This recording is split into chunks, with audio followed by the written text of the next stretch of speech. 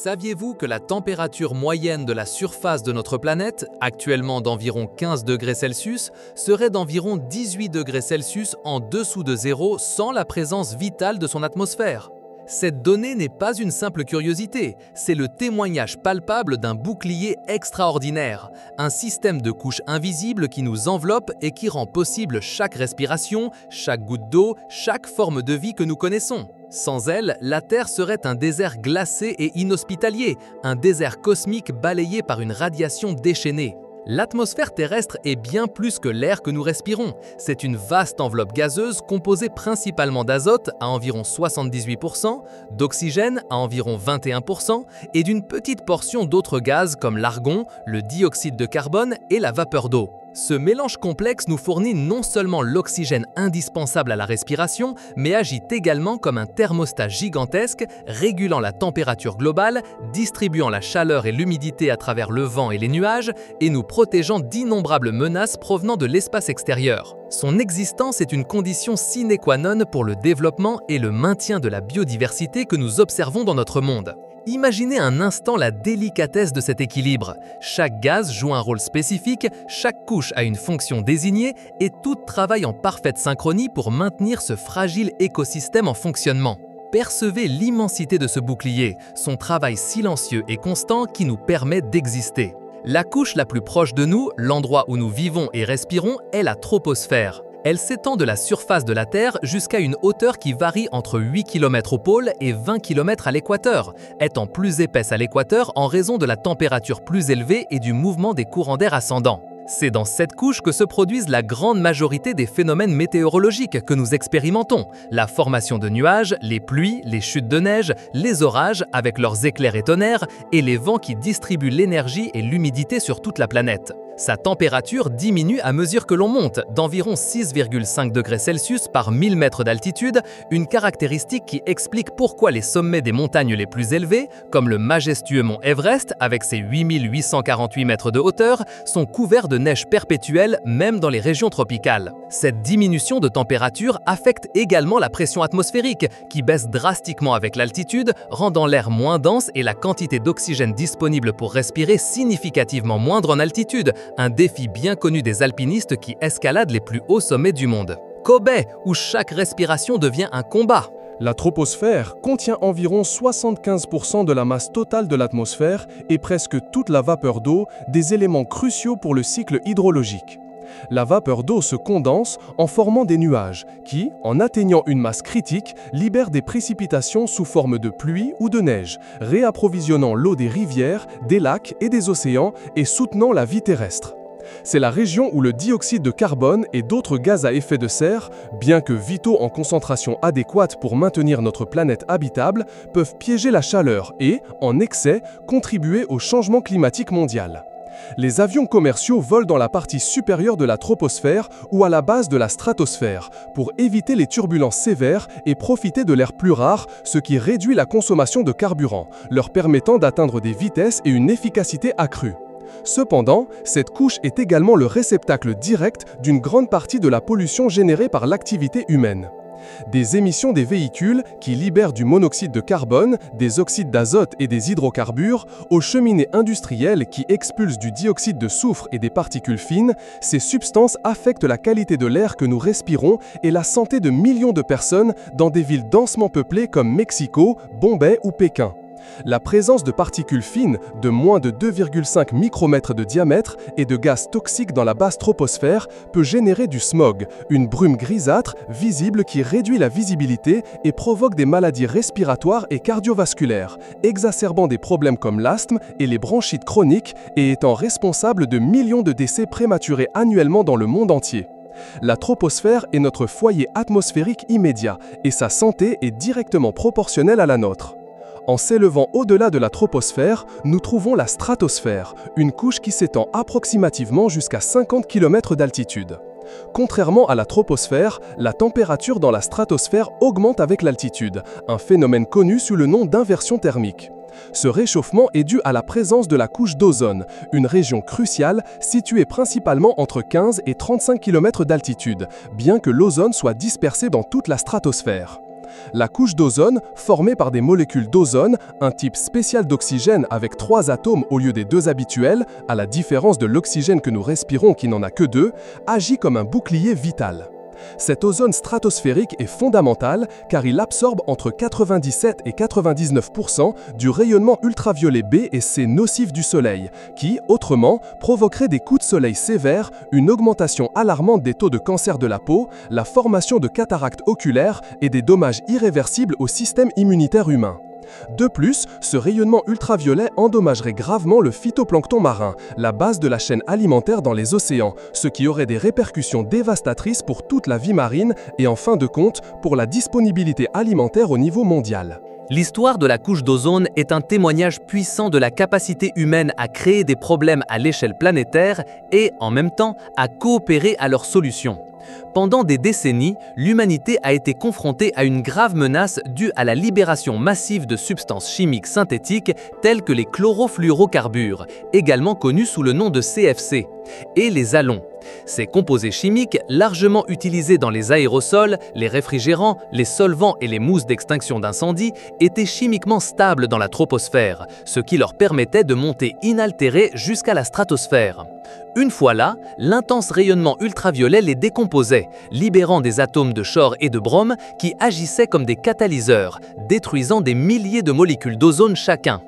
La découverte du trou d'ozone au-dessus de l'Antarctique dans les années 1980, une diminution saisonnière dramatique des concentrations d'ozone, fut un signal d'alarme mondiale qui capta l'attention des scientifiques, des gouvernements et de l'opinion publique. La réponse internationale fut exemplaire et sans précédent dans l'histoire de la coopération environnementale. En 1987, le protocole de Montréal relatif aux substances qui appauvrissent la couche d'ozone fut signé, un accord historique qui a permis l'élimination de plus de 99% des substances appauvrissant l'ozone à l'échelle mondiale. Grâce à cet effort concerté, les scientifiques prévoient une récupération complète de la couche d'ozone d'ici l'an 2050 dans les latitudes moyennes et d'ici 2060 dans les régions polaires. Ce succès a non seulement évité une catastrophe environnementale et de santé publique imminente, mais a également démontré que l'action mondiale coordonnée est efficace pour résoudre des crises environnementales de grande ampleur, établissant un précédent précieux pour d'autres défis comme le changement climatique.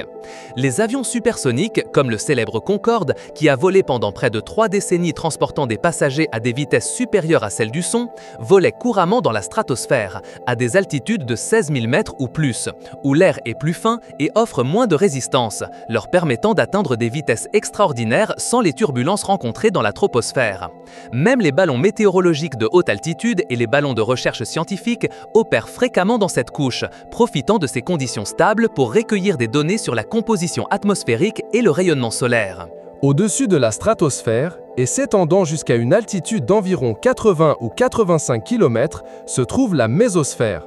C'est la couche la plus froide de l'atmosphère terrestre, avec des températures qui peuvent descendre jusqu'à des glaciales 90 degrés Celsius en dessous de zéro à sa limite supérieure, la mésopause.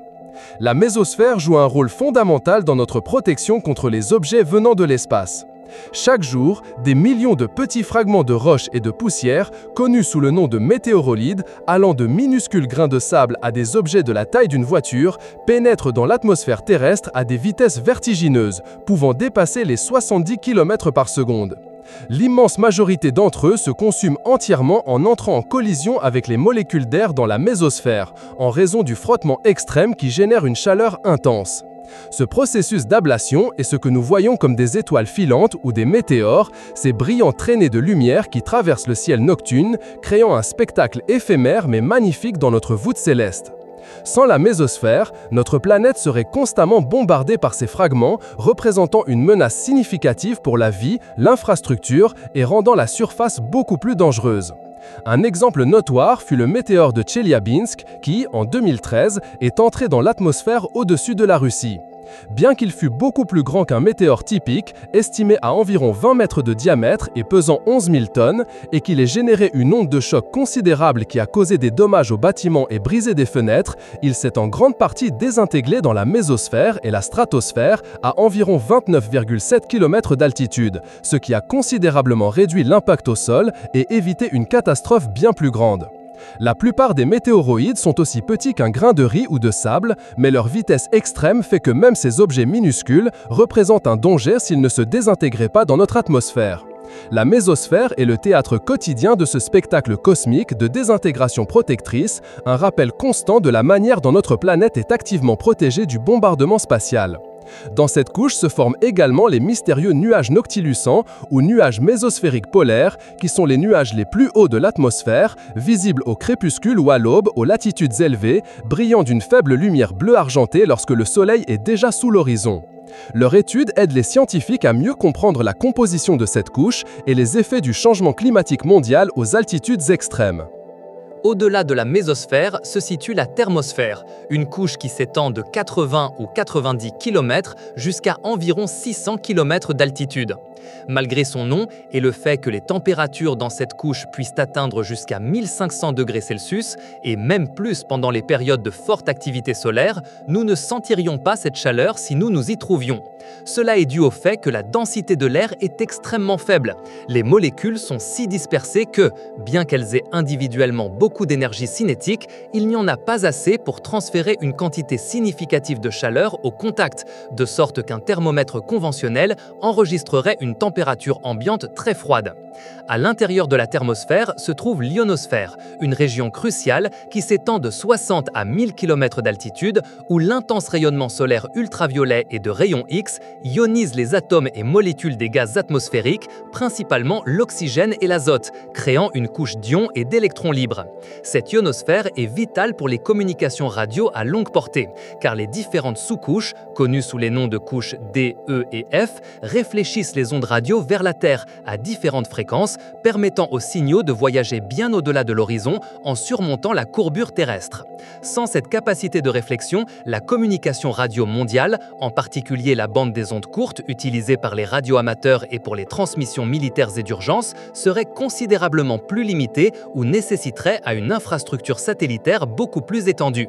C'est également dans la thermosphère que se produit l'un des phénomènes les plus beaux et les plus étonnants de notre planète, les aurores boréales dans l'hémisphère nord et les aurores australes dans l'hémisphère sud. Ces impressionnantes draperies de lumière aux couleurs vibrantes, allant du vert pâle au rose et au violet, sont le résultat de particules chargées, principalement des électrons et de protons, provenant du Soleil et transportés par le vent solaire, qui entrent en collision avec les atomes d'oxygène et d'azote dans la thermosphère, les excitant et les faisant émettre de la lumière en libérant cette énergie. La couleur de l'aurore dépend du type d'atome avec lequel les particules entrent en collision et de l'altitude à laquelle la collision se produit. L'oxygène produit des lumières vertes à des altitudes plus basses et rouges à des altitudes plus élevées, tandis que l'azote génère des bleus et des violets. Les aurores sont un rappel visuel et spectaculaire de l'interaction constante de la Terre avec l'espace et son champ magnétique, qui canalise ces particules vers les régions polaires. La Station spatiale internationale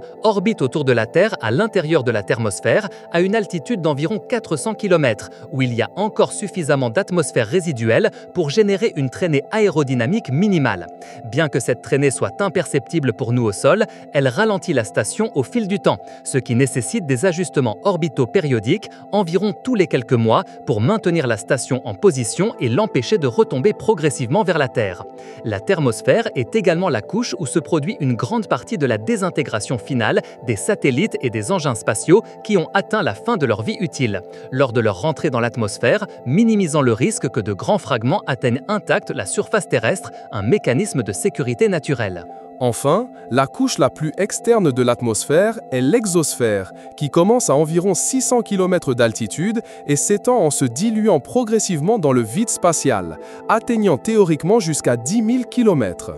Dans cette région, les molécules de gaz sont si extrêmement dispersées que les collisions entre elles sont extrêmement rares. Les atomes et molécules individuelles, principalement l'hydrogène et l'hélium, peuvent se déplacer librement sur des milliers de kilomètres avant de se heurter à un autre, si tant est qu'ils le fassent. Si ces particules atteignent la vitesse de libération, qui pour la Terre est d'environ 40 000 km/h ou 25 000 milles par heure, elles peuvent quitter de manière permanente l'attraction gravitationnelle de notre planète et se perdre dans l'espace extérieur. Cette couche est le seuil final entre notre planète et l'espace interplanétaire. De nombreux satellites artificiels qui orbitent autour de la Terre se trouvent dans l'exosphère ou sur des orbites basses qui traversent la partie supérieure de la thermosphère, profitant de la résistance minimale de l'air pour prolonger leur durée de vie en orbite, avec une consommation minimale de carburant, bien qu'ils doivent encore surmonter la traînée résiduelle des rares molécules de gaz. C'est la zone où l'influence gravitationnelle de la Terre s'estompe et où l'interaction avec l'environnement spatial devient dominante, un véritable pont vers le cosmos qui nous protège et nous permet à la fois de l'explorer et d'envoyer des sondes vers des mondes lointains. Malgré son extrême rareté, l'exosphère fait toujours partie de l'atmosphère terrestre et son étude est fondamentale pour comprendre comment notre planète interagit avec le vent solaire et comment son atmosphère a évolué au cours de milliards d'années, perdant certains de ses gaz les plus légers dans l'espace. Chacune de ces couches, avec ses caractéristiques uniques et ses processus complexes, contribue à la capacité étonnante de l'atmosphère à protéger la vie sur Terre. Ce bouclier multifonctionnel ne filtre pas seulement le rayonnement solaire nocif, comme les rayons ultraviolets, les rayons X et les rayons gamma, qui sont létaux pour les organismes vivants et capables d'endommager l'acide désoxyribonucléique, la molécule porteuse de l'information génétique, mais il nous protège également du bombardement constant de météorites, des plus petites qui se désintègrent dans la mésosphère, aux plus grandes qui sont ralenties et pulvérisées, et des particules énergétiques du vent solaire qui pourraient détruire la biochimie délicate de nos corps et causer des ravages sur la technologie. L'atmosphère maintient la température mondiale dans une fourchette habitable grâce à l'effet de serre naturel qui piège une partie de la chaleur solaire, évitant les fluctuations extrêmes qui caractérisent les planètes sans atmosphère, où les températures peuvent varier de centaines de degrés entre le jour et la nuit, comme c'est le cas sur Mercure ou la Lune. De plus, elle fournit l'oxygène essentiel à la respiration aérobie de la plupart des êtres vivants et le dioxyde de carbone, nécessaire à la photosynthèse des plantes et des algues, éléments fondamentaux qui soutiennent la chaîne alimentaire de notre planète, de l'organisme unicellulaire le plus minuscule à la baleine la plus grande. Sans cette enveloppe protectrice, la Terre serait un désert aride et stérile, soumise à un bombardement cosmique implacable, avec des températures qui oscilleraient violemment entre la chaleur brûlante diurne et le froid glacial nocturne. C'est un système dynamique et complexe, une merveille de l'ingénierie naturelle qui a permis à la vie de s'épanouir et de prospérer pendant des milliards d'années, donnant naissance à la biodiversité que nous célébrons aujourd'hui. Cependant, ce bouclier vital n'est pas invulnérable. Les activités humaines ont introduit des changements significatifs qui menacent son équilibre et, par extension, notre propre existence. La combustion des combustibles fossiles, tels que le charbon pour produire de l'électricité, le pétrole pour le transport et le gaz naturel pour le chauffage et l'industrie, la déforestation à grande échelle qui élimine les puits de carbone naturels et certaines pratiques agricoles comme l'élevage intensif et l'utilisation d'engrais azotés ont libéré des quantités massives de gaz à effet de serre dans l'atmosphère. Les principaux sont le dioxyde de carbone, le méthane et l'oxyde nitreux. Depuis le début de la révolution industrielle, qui date du milieu du XVIIIe siècle, la concentration de dioxyde de carbone dans l'atmosphère est passée d'environ 280 parties par million à plus de 420 parties par million aujourd'hui, une augmentation de près de 50% en un peu plus de 200 ans.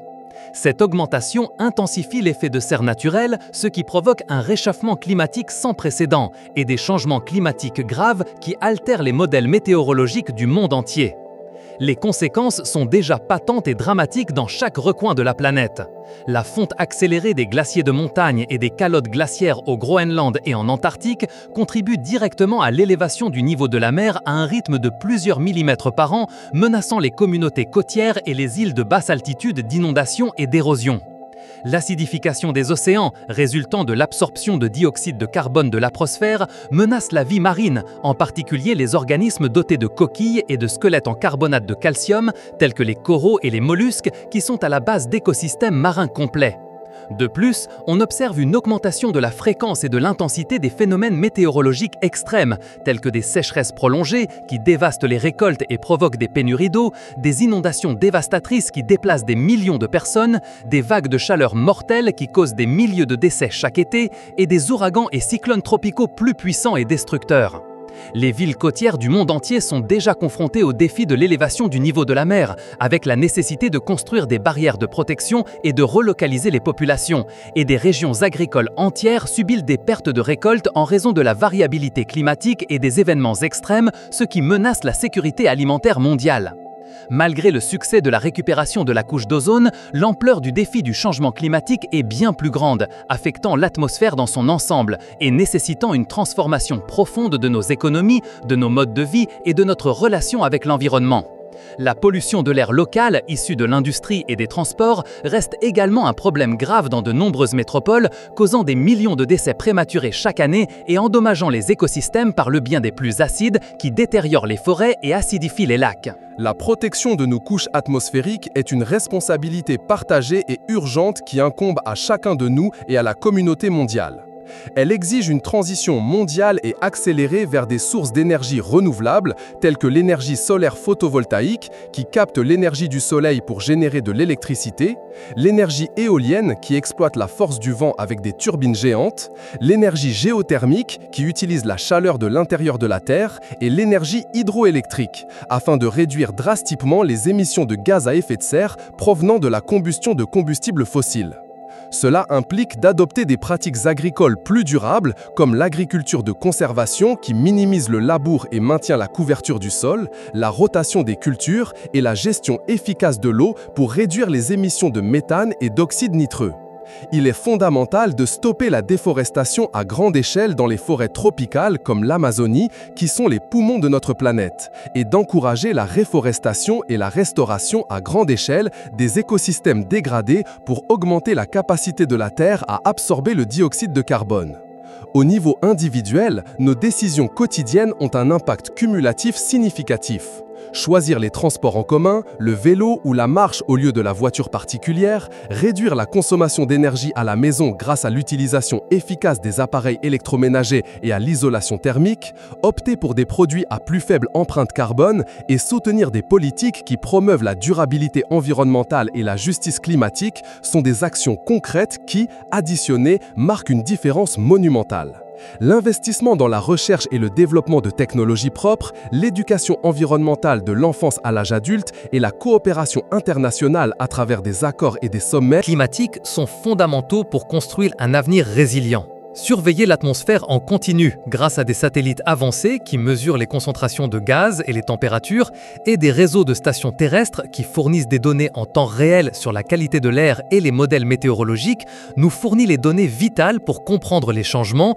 prédire leurs impacts et adapter nos stratégies d'atténuation et d'adaptation. Chaque gramme de dioxyde de carbone que nous évitons d'émettre, chaque arbre que nous plantons, chaque voix qui s'élève en faveur de la planète contribue à renforcer ce bouclier invisible qui nous maintient en sécurité et protège la vie que nous connaissons. Notre destin et l'avenir de la vie sur Terre dépendent directement de la manière dont nous prendrons soin de ces couches qui nous enveloppent, de la conscience que nous aurons de leurs valeurs et des actions que nous entreprendrons pour les protéger. C'est un engagement inéluctable envers les générations futures, une promesse que ce foyer bleu, suspendu dans l'immensité du cosmos, restera un oasis de vie pour tous. Souviens-toi, explorateur, ta curiosité est le premier pas vers la compréhension et l'action. Si cette immersion profonde dans les couches protectrices de notre planète t'a semblé aussi fascinante qu'Alou, n'oublie pas de liker cette vidéo, de la partager avec ceux que la science et l'avenir de notre monde intéressent et de t'abonner à la chaîne pour ne pas manquer nos prochaines expéditions vers la connaissance.